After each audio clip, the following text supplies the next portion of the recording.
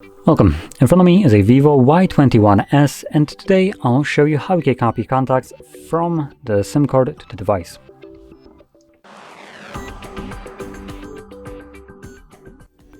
So to get started, you want to open up the standalone contacts application, which is located in the Google folder.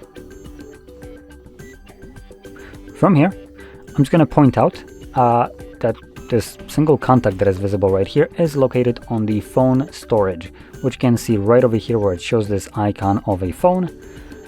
If I were logged into something like a Google account, that would be selectable right here.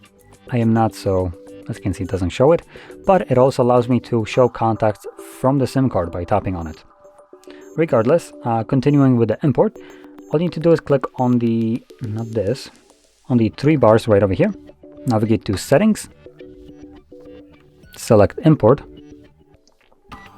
Import from SIM, and this will then show you all the contacts that are located on the SIM card. Now by default they will be all selected as long as none of these contacts already exist on your device. If some of the contacts exist, the phone will automatically deselect this contact and gray it out, so you won't be able to select it yourself. And that only applies to duplicate contacts. Now, going back to what I was saying with the Google account, if you're logged in, you will have two options where you can import your contacts. By default, the phone will opt into your Google account, but right here somewhere you would have like this drop-down menu, and you can select it to, for instance, import contacts to the device instead.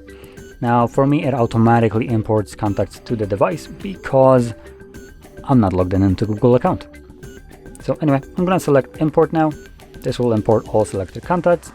And if I go back to the device storage right over here, you can see that now I have all these contacts plus this one that was present here before I started. So there we go.